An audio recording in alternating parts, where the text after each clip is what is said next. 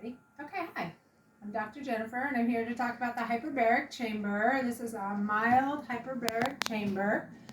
We also call them H-bots, in case you've ever heard that term. And it is 1.3 atmospheres of pressure. So that's kind of like diving to the bottom of a swimming pool, maybe 10 feet. And you're in pressurized oxygen here. So you have oxygen coupled with pressure, so that it actually takes oxygen and it pushes it into the blood, your blood cells, and improves and enhances circulation and enhances oxygen getting to tissues in general.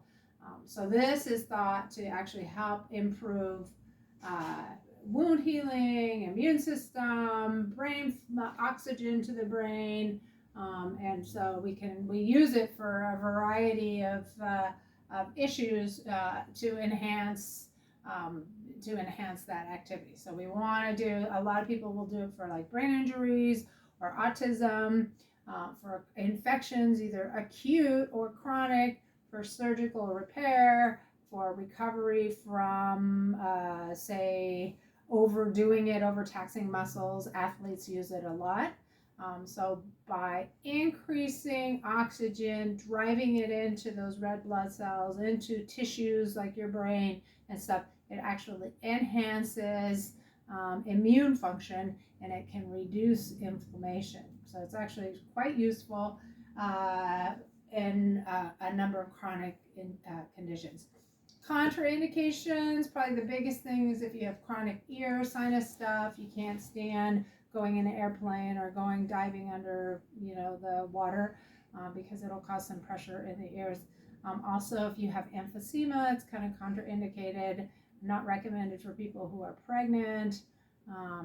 Those are probably the big ones.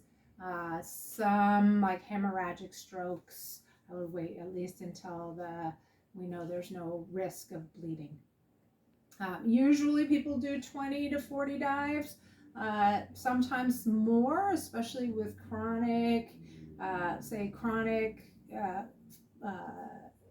fatigue syndrome or chronic infections and stuff. So again, we're just really working hard to try to get blood flow and oxygen into the tissues. It's good to do multiple sessions on top of each other, so doing 3 times a week, maybe 5 times a week.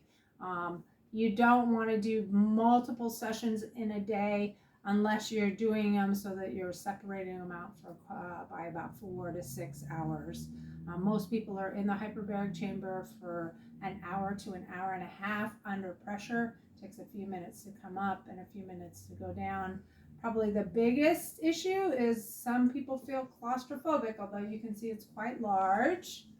Or the idea of claustrophobia is probably the bigger issue. And then again, there's a little bit of discomfort in the ear sometimes when it's inflating, and then also when it's deflating. The hyperbaric chamber, once you're in it, you can't come out of it until the chamber has deflated, which takes a few minutes.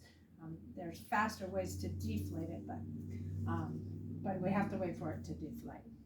So come on down. We've got some great deals for multiple dives, and give it a try. Thanks.